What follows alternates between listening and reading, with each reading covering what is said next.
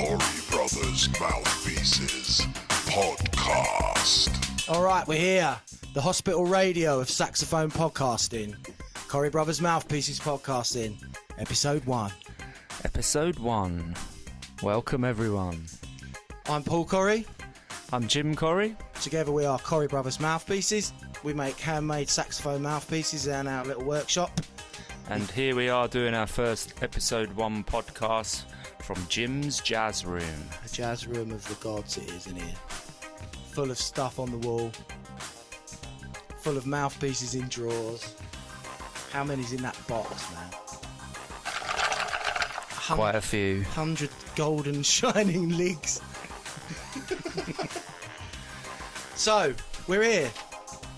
And we're going to talk about some things mouthpieces, other things musical in general, the life of a musician, all the stuff we get up to, stuff we've done. There's going to be competitions, little giveaways from the Corey Brothers Jazz Stuff shop.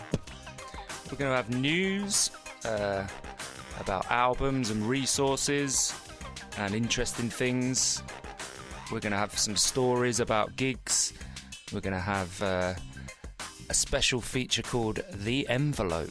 Oh no. Where one of us will write something and present it to the other one completely unplanned and see how they take that. I don't like the sound of it already. Lots of ideas, saxophone discoveries, tips, all things for musicians to enjoy and check out. So we'll just get straight into it. We're going to start with the news. Yeah. The worst news of all, though. Yeah. Ronnie Cuba's died, man. The baritone god, Mr. Ronnie Cuba. No!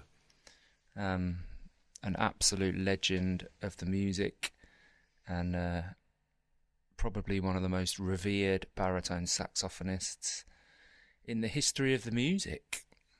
Yeah.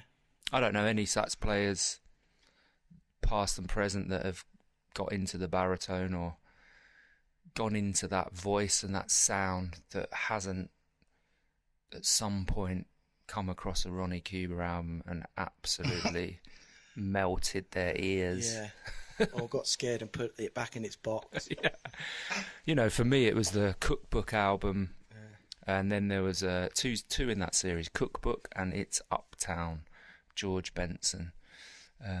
Fantastic albums. Just used to listen to them for years and years and years. Just astonishing every time you heard his virtuosity on the instrument. Man, terrifyingly amazing. Made you just feel rubbish, didn't he? Yeah. Made me feel rubbish. And but amazed. He just set the standard, set the bar way too high. So cool, man. So cool. Another album that I had, Baritone Explosion, it was called, with him and Nick Brignola on it. A live album. Yeah, and a good friend of ours, a great trombone player called Kev Holbrook, was lucky enough to guest with the Mingus Big Band at the Assembly Rooms in Leeds, and said he remembered walking into the first... he'd been called to go and do it, got his trombone, headed straight there, walked in, Ronnie Cuba was in a corridor just roasting. Can you imagine what that's like? I'm going to be on stage with him tonight. Oh, man. So, yeah, that's very, very sad news, but his music will live on with us for forever. Yeah. So, jazz financial news. At the end, we all like to keep everyone up to date with the financial figures of jazz. The chart is being plotted as we speak on the graph. The jazz stock market last night closed at 1,150 crotchets, up from 866 crotchets. So, keep watching the crotchets. I think probably a lot of jazz investors made a lot of money this week on the market. Absolutely. The various stocks going up and down of artists, products that travel up and down the market. Yeah, there's going to be some gear shifting happening very, very soon. So I'd invest in crotchets. Our advice from Corey Brothers is watch the crotchets and invest. because I don't think you can go wrong with the most basic fundamental element of music. I think it's worth a shot. So, some ideas, listening, some stuff that we've been checking out recently. Just thought it might be interesting for some of our listeners that are finding new things to listen to, albums, clips, etc., etc. What have you been checking out? I actually listened to some Eric Clapton last night that I forgot about while I was on a YouTube odyssey of things I used to watch when I was a teenager or when I was younger that like blew my mind, and now you can watch them whenever you Remember all like. those books I had? 24 Nights, Yeah. all those guitar transcriptions. Yeah. Well, it was a version of Bob Dylan's Don't Think Twice, It's All Right. And it was like from a live gig where it was like some Bob Dylan celebration, some anniversary thing. And it was all ridiculous band. Booker T and the MGs with the band. And anyway, Steve Cropper stood behind Clapton and with his mouth open, basically. And I forgot, when I first heard that, it just blew my brain. He goes on there like a ninja and just takes the whole thing just so coolly, turns the tune into like kind of shuffly bluesy thing. But it's killer. You got to appreciate other instruments and the things that people have done on them. And Maybe we should do that on our website, have a little page that's like, do you know what I mean? man, A little, we'll put some of these links up on there. things we like that have influenced us all. Yeah, or it could be a revolving thing, just, Yeah. you know. Or suggestions, people send them in. Yeah. Stuff you like watching. The resource now available on YouTube is just mind blowing of remembering things and going, oh yeah, is that on YouTube? Yeah. I've gone to so many gigs that I watched that were on once on BBC Two when we were kids, and now. It's funny, you think that people are constantly looking at it, but I was teaching a student a few weeks, well, it was just before the summer, and they were asking me, what should I work on over summer? What should I check out? What should I do? And I said, look, who are you into? They were really into Stan Getz. I said, great, let's get on YouTube, look up some concerts, and open my computer and put his name in, clicked on a link, and the student their face sort of dropped. And I said, what's up? They were like, why have I never thought to do that? God, I said, what do you mean, why have I never thought to use YouTube as a resource? To learn stuff. To watch your heroes. So God, if we'd you have think had that. people do it, but some people aren't doing that. So get on there, check out some links, check out Ronnie Cuba. Remember when you used to have to order the Omnibook from America and it took 6 weeks to come? From up London, go up to some shop and like, have you got the Omnibook? No. We've got to order it from America. It's going to take 6 weeks. We've got it in C. I've got the blue one. Got- Don't want the blue one, I want the yellow one. Having to go into HMV. Have you got my album yet? I paid £21 3 weeks ago. No, it's still not here. Antonio Hart, Roy Hardgrove. Please, come on. Yeah, I wanna you check just him out. click And you've got it. You can see it. It's amazing. And it is all there, but some people don't engage in that. But hopefully people do, because there's everything on there you could ever wish for. God, Go down that rabbit hole. I know, and find yourself.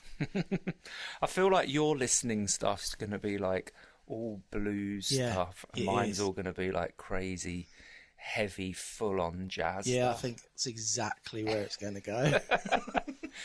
So I got an album. I'm always constantly buying albums and checking things out, but last couple of weeks I bought Miguel Zenon's latest release, Cool. Music de las Americas. Oh, yeah. Miguel Zenon Quartet. I'll be totally honest, some of it I have no idea what's going on because it's just so complex, but it absolutely blows my mind. If he's new to you, please go check him out. He's one of the greatest living exponents of the alto saxophone Yeah. and South American music. It's just utterly stunning, the virtuosity of all of the members of the group.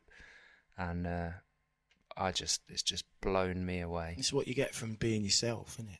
Playing how you want to play. Yeah, and the fusion what you hear with of him. like bebop Yeah. and that whole language and that whole history and the connection and the lineage to the music and the language, but fused with the whole rhythmical and vast elements of South American music. Combine that with incredible compositions and immense skill from everyone involved. It's absolutely mind-blowing. So maybe again we'll see if we can put a link up to that somewhere. Yeah, cool. Definitely. So that's some listening stuff that we've been listening to. So should we talk about what we're actually here for, really? Yeah. Because it isn't just mouthpieces, is it? That's like in it, but Yeah, so Mouthpiece is going to feature... this isn't like product placement, though, is it? No. We will talk about Mouthpieces and our comings and goings over the years with them. But it isn't solely to do with Mouthpiece. It's just about great chat, stories, and what we've learned about being in the industry.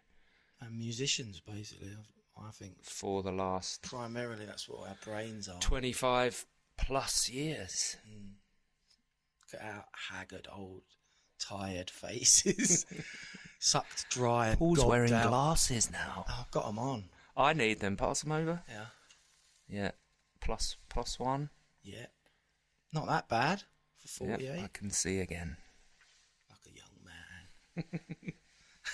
So we're going to have guests on the show every few episodes.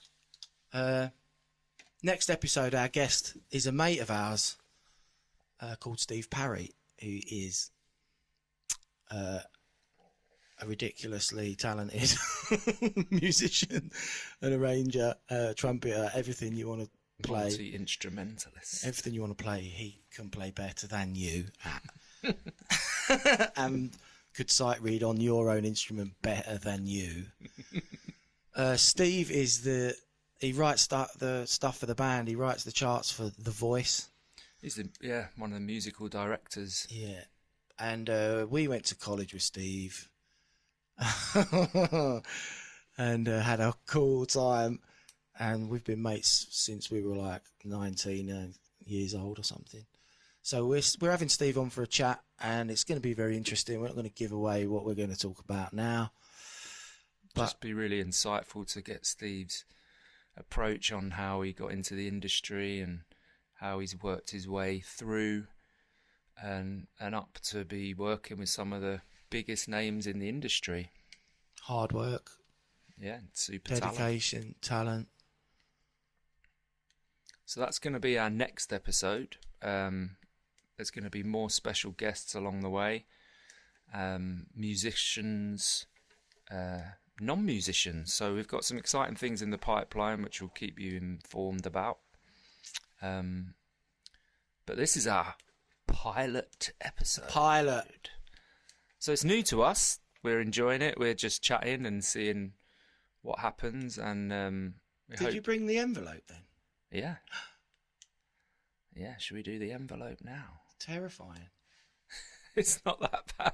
It's like that bit in Star Wars where you see Vader's boots on that shiny floor. You know that bit where Vader comes into the Death Star and he gets out of his thing and like you see his feet walking along the polished floor. I have to confess, I didn't actually have an envelope. So I've made You one. made one. But I've written on it the envelope. Very So we had clever. an idea that we're both chatting and we're coming up with ideas of what we want to talk about. But there was one part of it where I said I want it to be a bit of a surprise. So this is the envelope. So I'm going to hand you the envelope. What? I have to open it. Yeah. It's just a little question. A question. Just an interesting thing. And you can ask me if you want. Oh, yeah. If you had a time machine or access to one, which musician would you travel back to see? This could be a certain gig or concert or a specific performance. You only have 3 hours use of the time machine. Well, Yes. it's interesting, though, isn't it? It's So, how you can have a for moment. 3 hours. You to- could either watch one killing gig, like I'm going to Woodstock for 3 hours, man, up the front, or I'm going to go and see Bird on 52nd Street, run across the road and watch Coleman Hawkins, run back. You see, that is interesting. Maybe there's multiple uses of the time machine. Well, I saw this thing on a podcast where these guys asked Mike Tyson who in history he would want to fight, like, but they meant in boxing history. And Mike Tyson's answer was Achilles. Right? And they were like, what? So he was like, yeah, Achilles, man. And they're like, Achilles? Like, well, you know, they kind of were like, oh, we thought you were going to say Jack Dempsey or even Rocky Marciano or one of the great other. And he went, if you want to test yourself, you got to test yourself against the best. I'm not doing a Mike Tyson impression because he'll just. If you want to test yourself, you got to test yourself against the best. That's pretty good. Achilles was the greatest warrior ever, man. And these guys are like young dudes on this boxing podcast, and they're just open mouthed at this beast in front of them who wants to go back and fight Achilles, man. So I've thought about this a bit before once. You're going to be surprised. I'd quite like to go back and hear Bach play. Oh, nice. How he phrased stuff, and like what a killer he was on the keyboard. Like Yeah. because you know, if you like try and play his stuff on sax and there's nowhere to breathe, and you're like, ugh. But they're so beautifully constructed and there's such perfection in it. You always wonder how he would have phrased it. Would it have been any different from us? I doubt it, because we're the same people, you know. Right. I read a story about him that a French organist challenged him and said, What you think? Everyone says you're the best in Europe. I'm going there. We're going to have a like organ battle. We're going to have cut heads. So this guy got in a coach, went to where Bach was, and the story goes that as he pulled up in the carriage outside, he heard Bach practicing in this church. Doors were open. He's like going on, and the French guy said, "Who's that?" And they said, "That's Bach." And he was sort of like, "Okay, drive on," and like didn't get out and want to do the battle with Bach. So obviously there's Bird and all them people, isn't there? But like, oh God, I'd love to hear him razzing on an organ. It's a hard one. Maybe you're allowed. Maybe Because obviously there are like sax players I'd really want to see, but there's something like historical for me about it. When I was in Venice, I saw Vivaldi's church where he worked, and it's still there. It's this little tiny like chapel thing, and we were walking along this bit, and the people we were with said, "Oh, that's Vivaldi's church." And I was like, "What? Like what?" Because I think we studied the 4 seasons of like GCSE music, and I just went in, and obviously there was a string quartet in there playing his stuff, and it was like, "Shh, be quiet, light a candle, and go." But I was in there, and it was all wood and dark and amazing. I was just like, Vivaldi came in here and worked and wrote stuff and brought guys in and rehearsed. That's where he did it. So I have something about those guys. I'd love to hear how they phrased and how they. Yeah, it's pretty crazy, isn't it? Was it different to us? Did they have a different? You know. Yeah. So what about you though? Let me read it again.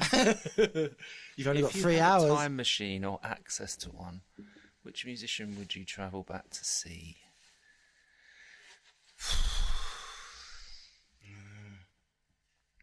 Well, I think you know the answer for me. Bird. Charlie Yeah. Parker. It would be Charlie Parker at the legendary Rockland Palace concert, Yeah. which I've got a CD of. I've lent it to you. He did 5 sets that night with strings Wow. live. Some of them were with strings, some of them without strings, and it was a huge ball or an event, like a gala event. But it would have to be that. I think they only got 2 of the sets recorded, but from 2 different places. So they've merged the recording, so you hear Bird in stereo. Was that on Lester Leaps In? Yeah. Yeah. Yeah, I remember that. And I remember reading Chan Parker's autobiography, an amazing book actually called My Life in E Flat. So, yeah, Chan Parker, Charlie Parker's wife, and she said that their daughter had been born a few days previous to this gig, so Bird was buzzing Yeah. and in a good place, and just turned up. And you hear it on that recording, it's just full of joy and full of life and full of just incredible spontaneity. Take an iPhone back and film it. I'd have to go and Or a little stand there and watch decent- that and just be at the front. Get a mini drone out and fly around him. Yeah. There is another one. There's a concert that he did in Montreal in Canada. With Mingus and that. No, Oh, it's no. just we went along to do this radio broadcast, and they announced to him that when he got there, it's being recorded, which I think he properly kicked off about. It says in the linear notes in the album, and then they managed to persuade him. They said, so I'm not sure what the persuasion persuade him. was. Perhaps a financial incentive or something else. Who knows? But he's on fire on that, and because it was for radio, the takes just go on and on, so you just hear chorus after chorus after chorus, so there's not the 3-minute usual take, so you hear more of what he would have been like live. And I think it's got to either be one of those two, I think, for me. I think I'd die happy then.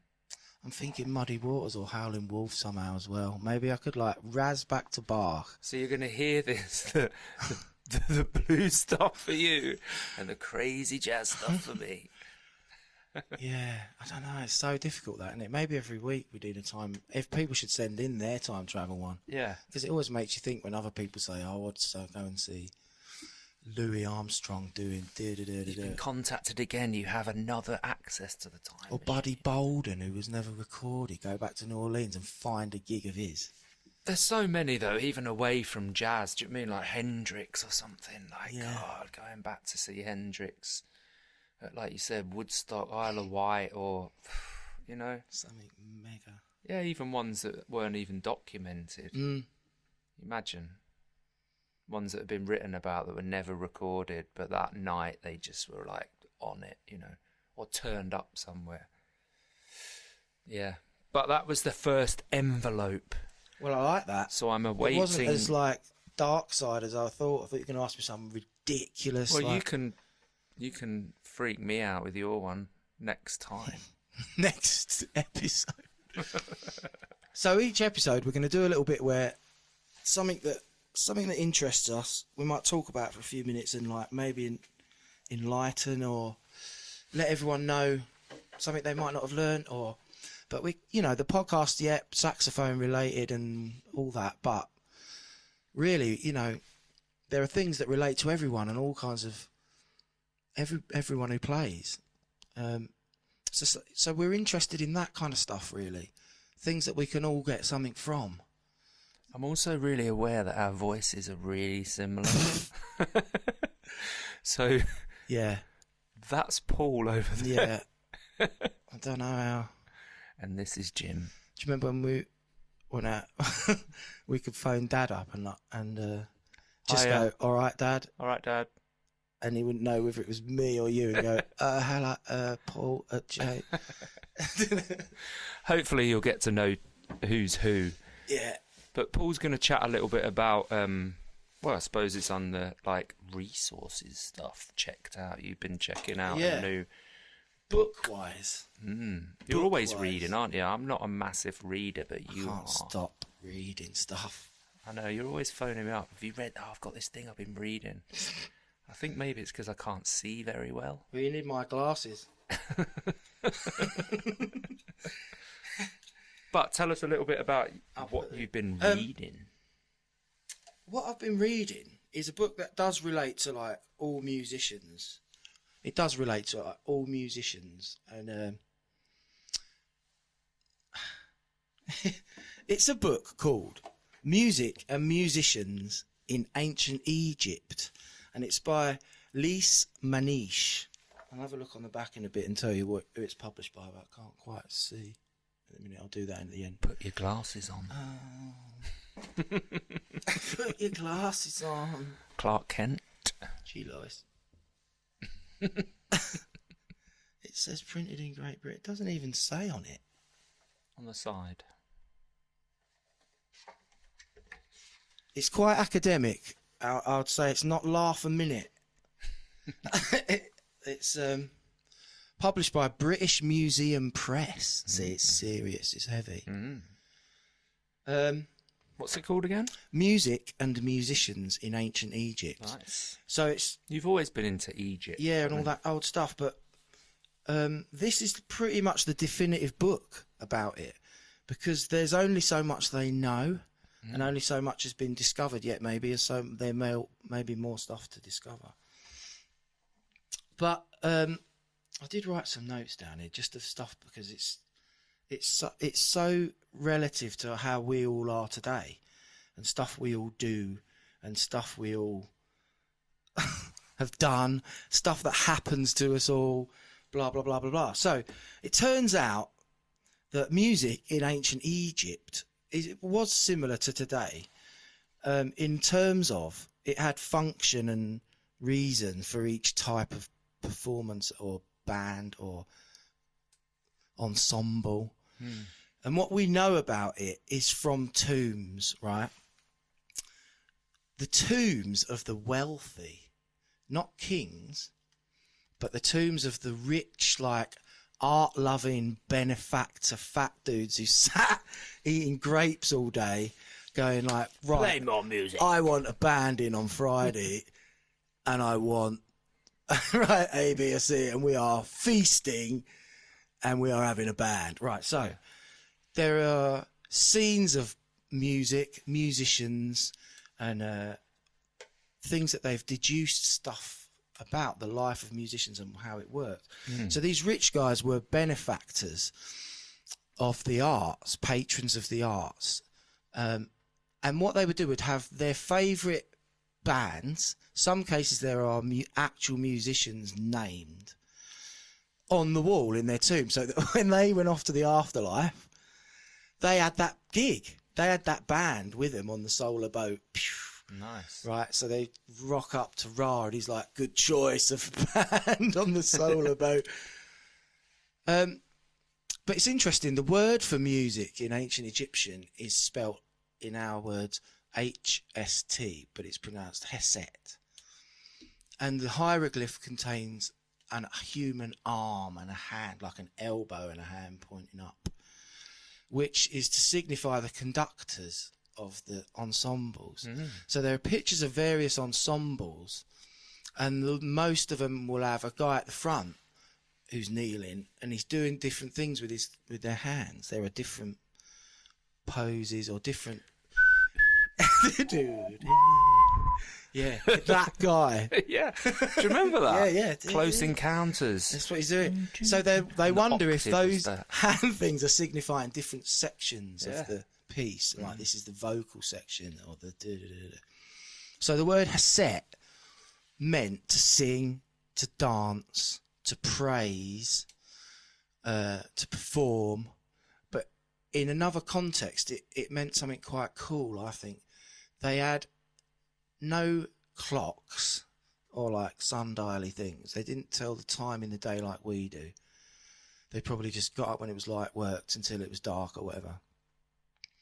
But the word haset is used for the passing of time, the pulse of time. So, you know, beat in music is obviously a thing that is there. So they had percussion, they had lutes, they had woodwind sections, they had these like double clarinet things that are called... You sent me a picture once, didn't you? Do you remember that? Like ancient Egyptian, and it looked like a mouthpiece. Yeah, there's like a weird thing in the museum. With yeah. like wood and then brass. It's lapis lazuli. It's a blue lapis tune and it looks like it's got rails in the and Cairo Museum. and They a don't know what it baffle. is. And Yeah, it would have had a reed It put does on look it. like, yeah. Well, they know they had reed instruments. Yeah, blowing down. And they know they had double reed, like oboe type thing, and they had single reed. The bands were like mixed sexes, men and women played all together. It seems like women like kicked the backside of men on lute, because so many of the pictures are like 4 or 5 women on lute. They believe they had a common tuning system. Because all the lutes are drawn with frets. There are surviving ones that have frets and stuff. So, but like I said, it is an academic book, and it's quite heavy, and it talks a lot about, you have to kind of keep up sometimes with the king or the era they're talking about, and blah blah blah blah. But it shows a complete development of instruments and the way they develop things.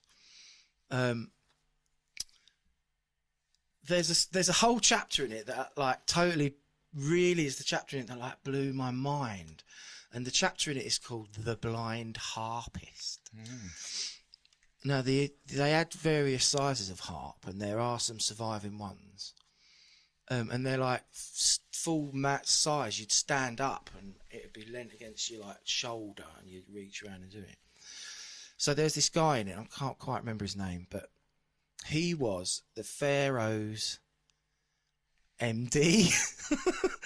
He had a title of like Master of Music for Upper and Lower Egypt. The Steve Parry of The Egypt. Steve Parry of Egypt. Or the Ray Charles of Egypt, because he was blind. Yeah, right.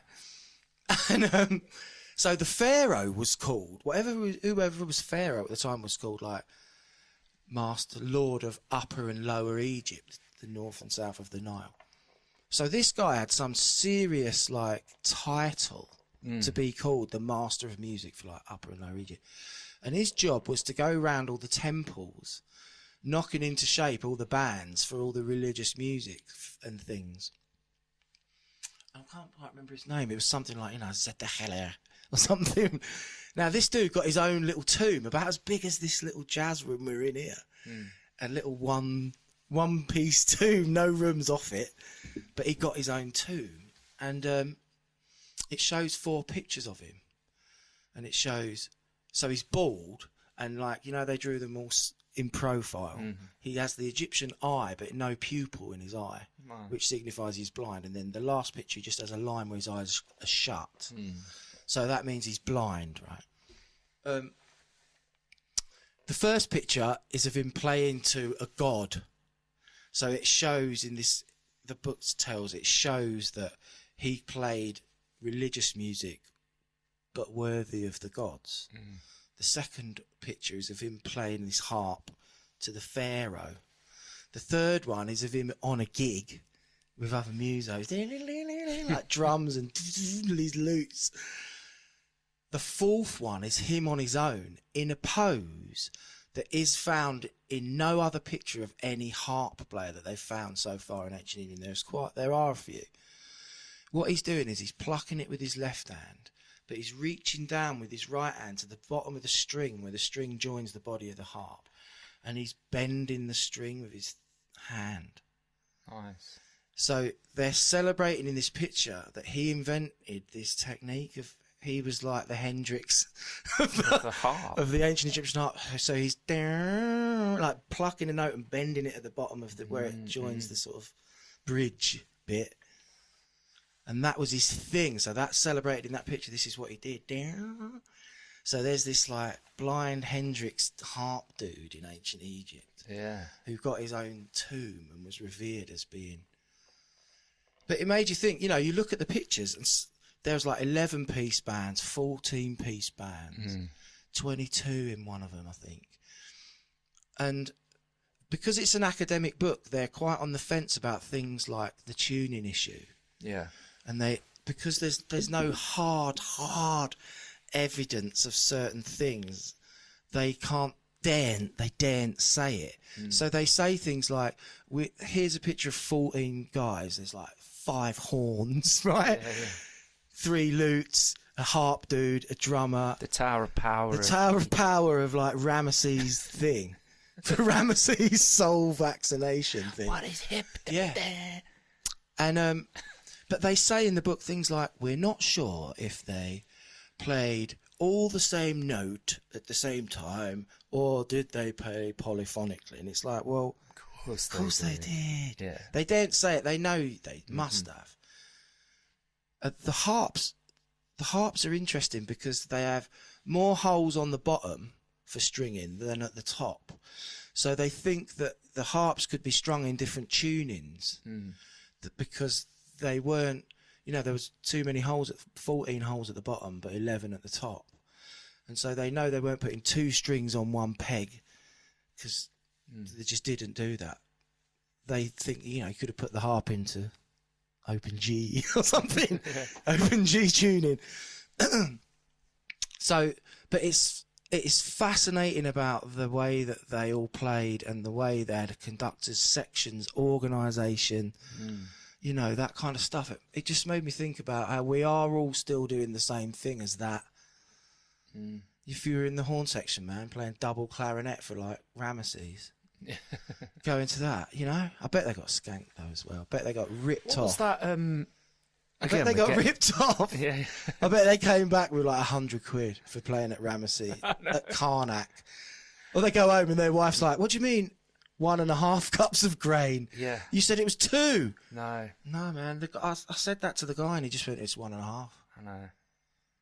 That would like, that's what would have happened to them. Did you get some food while you were there? No, you should have seen the feast they had. We just had to play for like 9 hours straight and got 1.5 cups of grain when they said it was 2. But we did Ramesses' gig, man. It was mental. I can't like it. Was amazing. It would have been the same, wouldn't it? Why would it have been any different? We're getting on to sort of Egypt and music and a little bit like that, but it's fascinating. Tell me about. I remember you telling me about that pyramid, that step pyramid, that was called what was the translation that came? There's been. It's the Bent pyramid. The one of frequency. The house of two frequencies or something. There's a translation of what its name. Yeah, I'm sure I read that. Or the house of two sounds or something. And the fact that would it have actually been a mistake? Like they went up halfway at that level and went, it's going to look wrong, build it different, and made it shallower. But the idea was that frequencies were generated to heal people, right? Yeah, that's what some people think. Some people think about that. Yeah, it's interesting. Maybe we'll get into that on another time. Yeah, man. Welcome to the Egyptian podcast. Music podcast. But it's interesting. I just think they were us, those people. They built the pyramids of that, for generations. Those people back then, they're the same as us. They are us, but they just lived in a different time. Why would it have been any different for those dudes? It wouldn't. No. Imagine the reed trouble they had. But mind you, they live by the Nile, right? Which is like millions of reeds that grow on the side. They'd have had the pick of the best. Forget all these new. The cane of the gods. Yeah, they had the cane of the gods there. I bet they all sounded brilliant. But if they could just get a new one anytime they wanted, no problem. I did a gig a long time ago out in South Africa, and I remember taking my horn and just going to this sort of street band thing. I remember looking at all the horn players and how they all had just terrible manky reeds on, because it's really hard to get them out there at that point. We're talking I don't know, early 2000s maybe, but I remember looking and they all sounded killing, these players. Yeah. And I remember we were flying back to the UK the next day, and I had loads of reeds in my case. So I remember looking and just, come over. Oh, what? Got all these reeds out, new boxes of, I think they were like Select Jazz. Yeah. And gave, cheers, all piling round me for these reeds. And all of them taking their ligatures off and putting these new reeds on. And then this whole thing just went like, boom! You know, the sound like doubled. Yeah. Cheers, cheers. And this guy that was conducting was looked over like, what the hell's just happened? So, yeah, can you imagine what they had? Bet it sounded killing. Yeah. And what's the thing you want to talk about then this week? On Well- our pilot. Yeah, it's a totally different to yours. Good. I've been reading. Well, it's a bit weird, but it's not weird. But I've been reading a book, written about Conor McGregor, the amazing UFC cage fighter, Submitter. Yeah. Submitter, as Khabib would say. The submitter. But Yeah, the book carry on. I is wouldn't say that just about process basically, and like engaging in something and getting into it and Yeah, you can't doing deny it just he for doesn't do that. engaging in the process. Yeah. And the bit that stood out for me about the book was all about practicing. So obviously people that listen to this podcast may be saxophonists, musicians in general, but we've all at some point in what we do having to engage in practicing what we're doing. Yeah. Because obviously we're wanting to get better at what we're doing. So it was quite interesting reading about practicing an art form that isn't necessarily music, but totally relates to what we're doing. And the whole premise of it was naive practice. I don't like the sound of that. Naive. Naive practice versus purposeful practice. So it kind of goes into, we engage in naive practice whenever we expect to continually advance our level of skill by simply doing an activity. So I want to get better at tennis. I'm just going to go and play tennis. Yeah. And I'll play it for a bit and I'm getting better. Great. And you do, right? You get a little bit better. I'm kind of getting the hang of this. Right? But that isn't enough, because you're going to plateau at some point. So you're literally just engaging in the activity. You're going to see a spike of improvement, but that isn't enough, and it will only last so long. A plateau, the point at which mindlessly doing an activity only helps us to maintain our current skill level rather than leading to further advancement. So it goes on to talk about what purposeful practice involves. So setting specific goals for what you're doing, how to focus on what you're doing, how to get feedback on what you're doing, and creating what it calls closed loops. So identifying a weakness in what you're doing, form a clear mental picture of what it would feel and look like to gain the skill that would then fill that weakness, break the new skill down into basic components, find or design activities that target those components, perform those activities with intense focus. So again, we could kind of go into that whole thing, and then use feedback to refine and repeat the above steps until each component can be reliably performed, and then carefully integrate these components so they feel natural. So creating a cycle of practice to target one specific skill set. He talks about it in the gym, working on a certain move. Why didn't that work? You know, what went wrong? And the whole point of it is that it has to go wrong for you to get better at it. There has to be a failure. Like getting your arse kicked on a gig by someone. Yeah, like, Why? yeah, I totally remember that. I remember that moment of that went wrong. And you'll think about it and learn and engage in it. So you then understand why, and then you want to sort of put it right.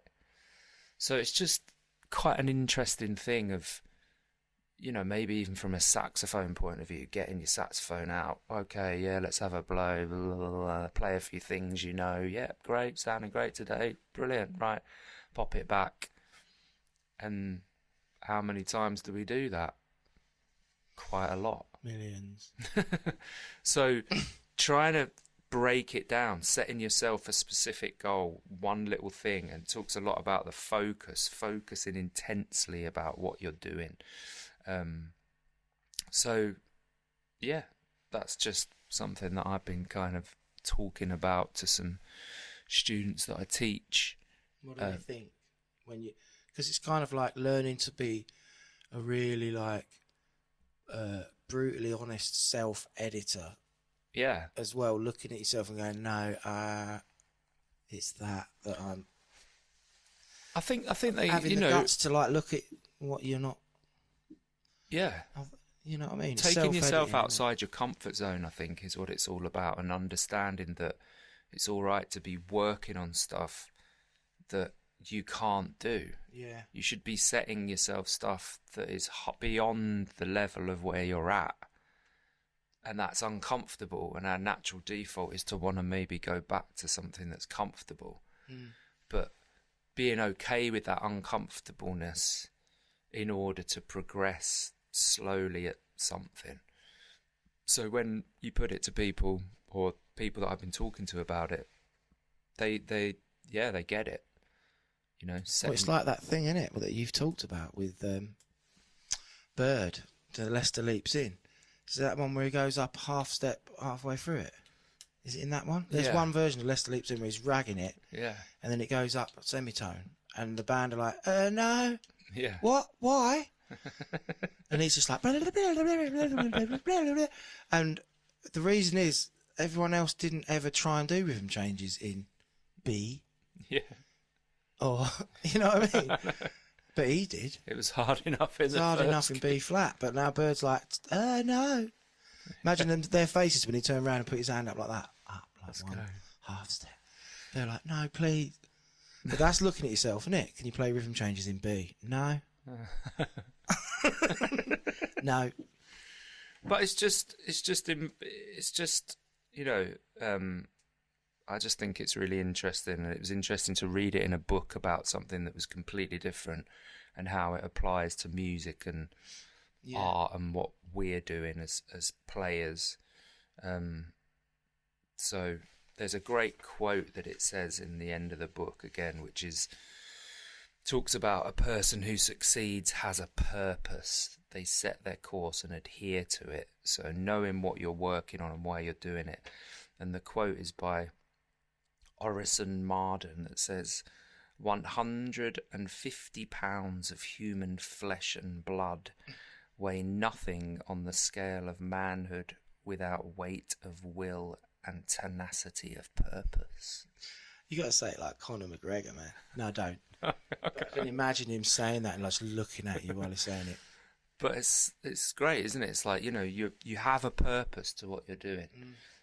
You have a reason and a, you know, where we want to do, where are the errors and how we can improve them. Because really, everyone's practicing. You get older and you've got to a level you can play and you're happy and you're gigging and you really should have as much practice going on as young dudes coming through, young people who are like learning the craft and like putting the hours in. You know, it's hard. Life gets in the way, right? Yeah. Sometimes you're out there, you're gigging, you're performing, you're teaching, you're playing, family maybe, other things, wanting to actually relax and break from music. But maybe sometimes... practice. Yeah, we need to like get in there and keep doing it, you know? You know what you're not good at, don't you? Well, it says, unless we can identify the pitfalls of naive practice, we often don't realise that we've shifted into autopilot and stopped improving. Totally. Everyone gets to those plateaus of weird boredom and floundering. Yeah. So the book was called Singleness of Purpose, and it was just quite interesting, that whole section, and how I found it quite, the parallel between that and it could be anything, it could be chess, you know. If you're playing chess, you know, the feedback you get from playing a game is whether like you win or lose, but it says in the book the better feedback would be a computer program pointing out our bad moves and suggesting superior alternatives. So the best feedback you can get is from someone explaining how the thought process that led to our bad moves was flawed or incomplete. So actually recording yourself or getting someone to listen to you and not saying what they think's working or saying what they think isn't working. Well, people like Coltrane were doing that, definitely, weren't they? Yeah, that like sort of deep. But how many times were they like recording themselves, you know, and being in a studio and playing like under that pressure of like this is going down, being comfortable in that process, and then hearing that record back, you know. Whereas sometimes we're playing and we're just playing and it's gone. I remember when Mark Turner came to Leeds Conservatoire where I lecture, and came in the room.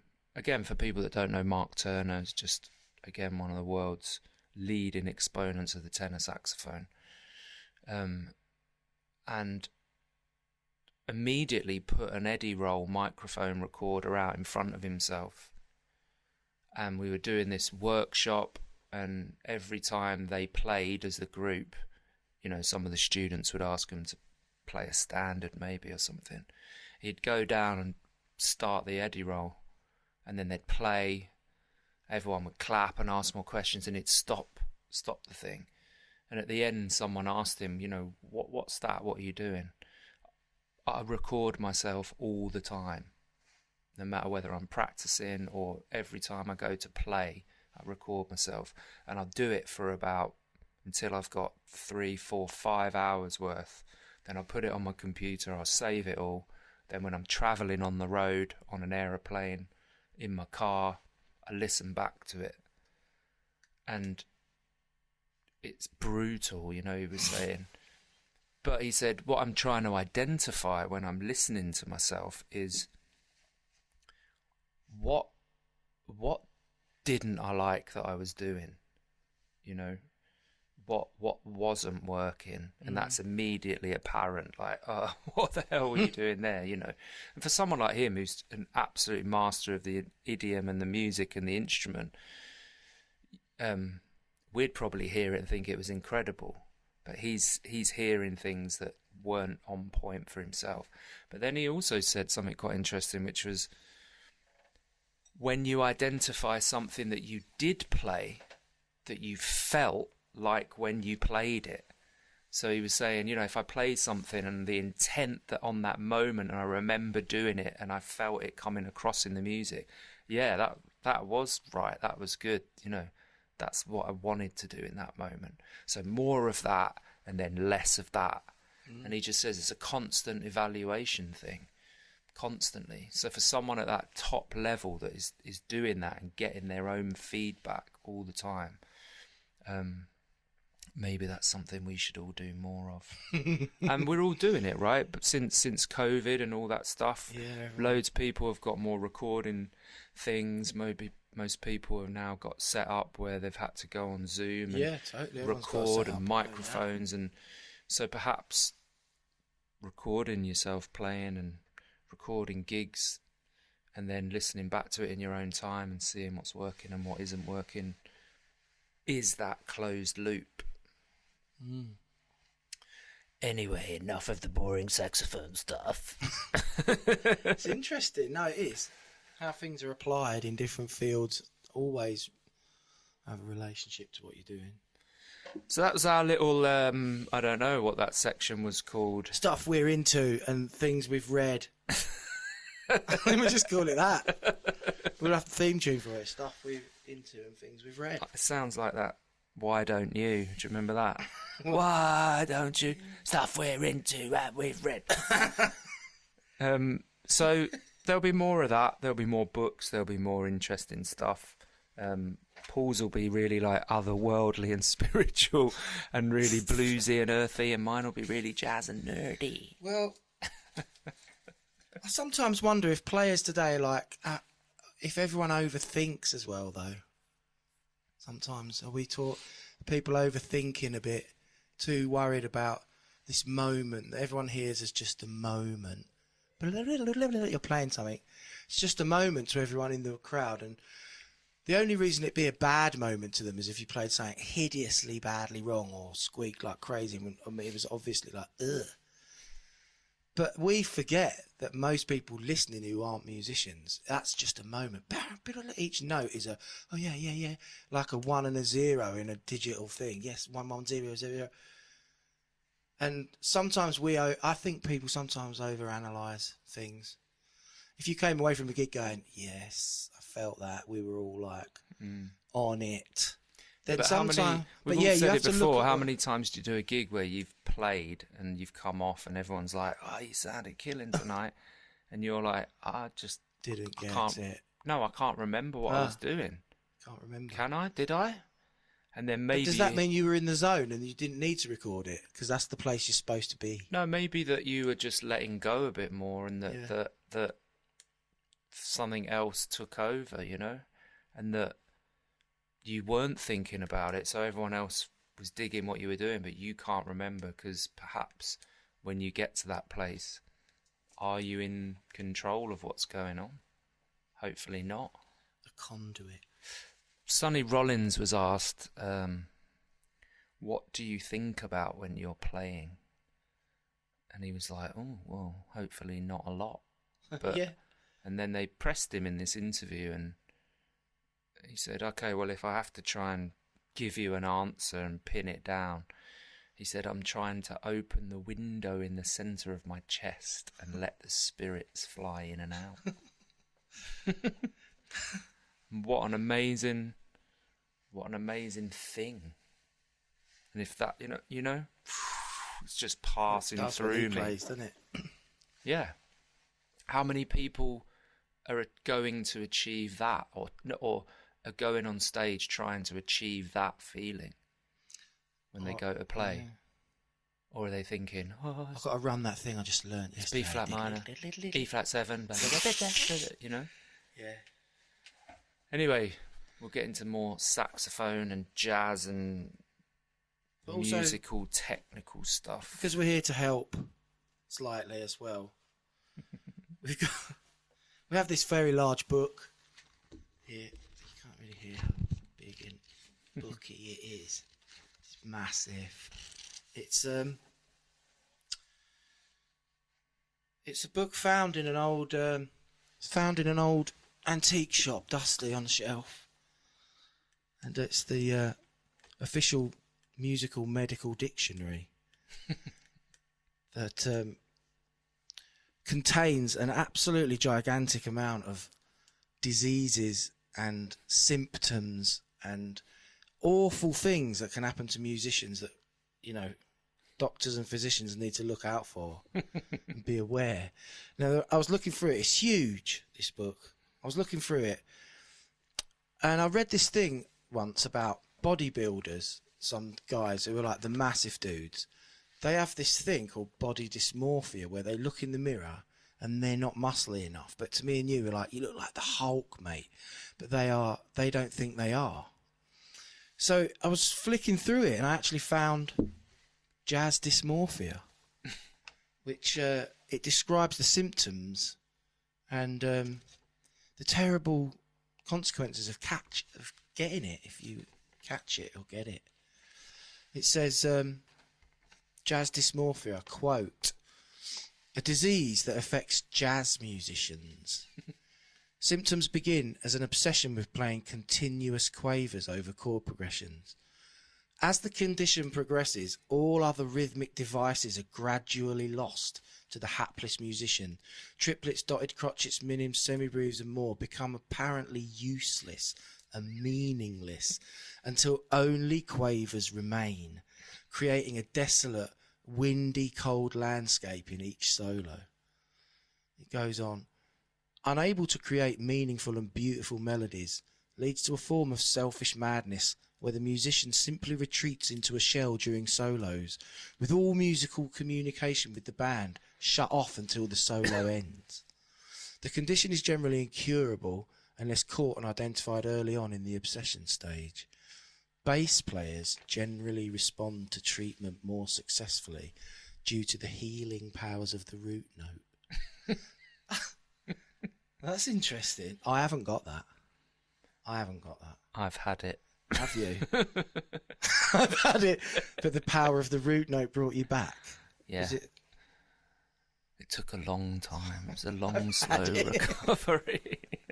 A long, slow recovery. We'll be reading out more ailments. There's an ailment every week because this book is massive and it's like it's incredible, but it's dangerous because every time you read it, you think you've got the thing that you read, so you can flick through it and just read something about, you know, piano player's left hand or something, and then you're just like, have I got that? I've got that, but you haven't. So, talking about a little bit about saxophone stuff, obviously, because this is the Corey Brothers Mouthpiece If we have to. podcast. If we really have to. There's sort of one man that us as saxophonists and makers of mouthpieces owe a big debt to. Obviously, Mr. Adolf Sax himself. Yeah. You know, I talk to people about this a lot, like, what would I be doing if I didn't play the saxophone? Or chose the saxophone? Or as I think Phil Wood says it chose you. Yeah. So I often think about it sometimes. If the instrument hadn't been invented, What would we all be doing? yeah, What would everyone else listening know who's a sax player? What would you be doing? playing- It's terrifying to think. yeah, but we often else forget would we about it do? because we have the instrument, we develop a career or go become professional musicians or maybe semi-professional musicians or just people that just love playing the saxophone for whatever reason at whatever level, whether it's beginner, intermediate, advanced, semi-pro, anything. You know, if you're in love with the instrument as we obviously are and you obviously are, Well, we'll do a whole episode on him. yeah, we will. Because when you read about his life and not just the skitty stuff you can go on Google, like Adolf Sax did it, when you really get in depth into his life, it's incredible, the story about him. But it's incredible to think that one man's vision and ability and foresight and tenacity of purpose, Yeah, exactly. has I don't know the word I'm looking for, has enabled me to like Go have a around the world. career in music Yeah, and travel the world and do Yeah. stuff. And that. perform all over the world with amazing people and give you this whole magical world to go into. We're in Jim's Jazz. What do we call it? Don't know. Don't say jazz hole, jazz room, jazz whatever. And on the wall, Jazz room. I've got an old 200 francs, Belgian an franc. old Belgian banknote for before the Euros came. And it features a picture of Adolf Sax here Let's have a look. on the banknote. And I kept cool. it. Don't know how much that was worth. Probably like Sax currency. probably 5 200. quid or something. But what an amazing thing that there he is on the banknote. On the money, he wouldn't have thought that. Yeah, once. Banque Nationale He'd have de been Belgique. buzzed that he was on the money. Yeah, with a massive picture of the saxophone. So we will do a whole episode or part of an episode talking more and more about him. But you wanted to talk a little bit about... Yes. I just think We're fitting. actually glad that he survived to actually... I think it's fitting if we maybe end this thing on where it all starts at the beginning, and which is with Adolf Sachs, like you said, right? So we will go. There is so much more to know about him and the things he could do, fabricate, and it's just it's mind blowing. But there's a very excellent book that every saxophone player should have called The Devil's Horn by Michael Segel. Don't know how you say it. Sorry, mate. Michael Segel. And that's on Picador Press. The Devil's Horn. It says under it, The Story of the Saxophone, from Noisy Novelty to King of Cool. But it's a very well-researched book. If you haven't got it, just go and get it and have a read. So it starts with... I'm just going to read 3 or 4 paragraphs of it, just because everyone should hear this, because it's very interesting. And it starts talking about Adolf Sachs, and it's chapter 1, and it's called The Ghost Child. Which you think, what? And it says, he was known as Le Petit Sax, Le Revenant, the Ghost Child, to the citizens of his village Dinant in Belgium. After one of his many fatal near accidents, his mother lamented, "The child is doomed to suffer. He won't live." The child is doomed to suffer. He won't live. But if you've got kids, you know that one of your kids is always one of the kids that gets smashed and battered, don't you? Yeah. And this was him. Be careful. Don't you... Oh, it's fell on him. It says, quote, almost before he could walk, little Adolf Sachs, christened Antoine Joseph in 1814, was fascinated with the alchemical magic performed every day in his father's workshop, where the most elemental materials were recombined into the finest brass, which was in turn fashioned into an exquisite musical instrument. Although Charles Joseph Sachs, who had been appointed Belgium's chief instrument maker by William I of Orange, was eager to pass on his skills to his firstborn son, agents of misfortune conspired relentlessly to remove the boy from the land of the living. When he was 2, Adolf fell down a flight of stairs, smashed his head on a rock, and lay comatose for a week. A year later, toddling around his father's atelier, he mistook sulphate of zinc for milk, gulped it down, and nearly expired. Subsequent poisonings involved white lead, copper oxide, and arsenic. He swallowed a needle, burned himself severely on a stove, and was badly scorched again by exploding gunpowder, which blew him across the workshop floor. He was again rendered comatose by a heavy slate tile that dislodged from a roof and landed on his head. When he was 10, a villager happened to spot the drowning lad. After falling into a river, he was eddying face down and unconscious in a whirlpool above a miller's gate. Oh. The villager just managed to pluck him from the water. Before he entered adolescence, his head was scarred by the repeated blows, and one side of his body was badly disfigured by burns. And it ends with this bit. But his misadventures proved instructive, hardening him for the nasty battles that would plague him as he tried to launch an ingenious musical invention, a serpentine horn whose provenance he secured by naming it after himself. From the moment his lips first touched the saxophone prototype, Adolf Sachs would face a juggernaut of slander, theft, litigation, forced bankruptcies, and attempts on his life that tried to suppress his new sound, a sound never before heard in nature, a sound that promised to change the timbre and soul of music wherever it was played. Cool, eh? But there's way more to his life. Pretty glad he survived, to be fair. Imagine that, you kids. We worry today about, don't go at the edge of the pavement.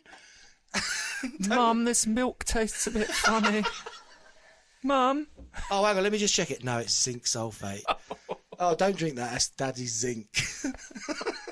Zinc. Come out of Daddy's workworkshop now. Do you remember at school lighting zinc? It's like... Yeah. You know? Horrific. So how he survived, cat of 9 lives or whatever. So, yeah, talking more about the amazing man, Mr. Adolf Sachs, which is, I don't know. It's an episode in itself. If It's you why really want to go we're into here it. doing what we're doing. If you want to go into it, it's a whole episode. So, we wanted to just chat, and me and Paul just chat about stuff, and we wanted to just, I suppose in this first one, The wine will taste nice. What was it? Malbec. Oh, yeah. A little bit of Malbec to yeah. loosen us up on our nervousy first podcast. The pilot. Stop shaking. The pilot. But we just chat, and we want it to be very relaxed. But we are going to be getting more and more into the whole mouthpiece world, talking about things we've tried, talking about our ideas on mouthpieces and sound. But not all the time. But not all the time. So we will get into that if that's what you're really tuning in to hear. But hopefully you're enjoying other stories and other things that we've got to talk about. We're going to talk about gig stories and funny things that we've seen travelling the world, playing our instruments with some world-leading artists all over the world. We're going to talk about... But we ain't going to boast about that. No. We were We've done talking it, about that it's like, before, weren't we? yeah. Oh, look at what I've done. Yeah, no. So, but obviously, it will come out, things, etc., etc. There'll be more things about saxophone itself, horns, ligatures, our ideas on sound, our ideas on setup, our ideas on the voice of the instrument and all that is to do with it.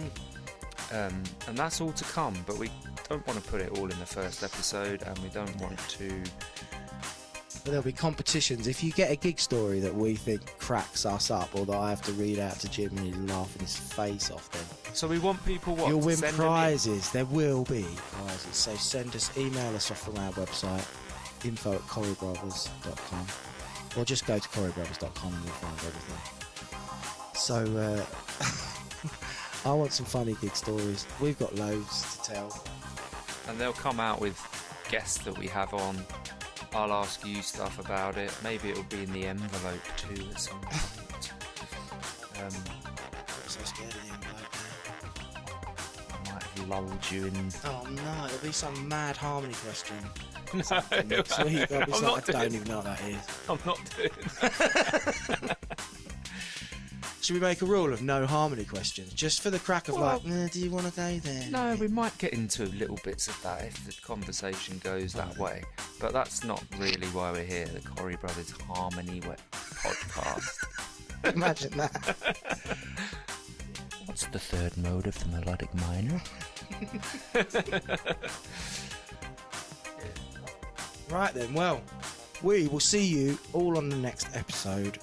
We're going to feature our mate Steve Parry, a guest. Probably a longer episode because we won't be able to stop talking and laughing about stuff we've done. So thanks for joining us. Thanks for listening. It's been Good fun. It's been good fun. It's been a bit nervous, but this is our first one, and you get the idea of how it'll flow and what we'll talk about. And We'll see you on the next one. See you later. take care. Take care. See ya. Bye.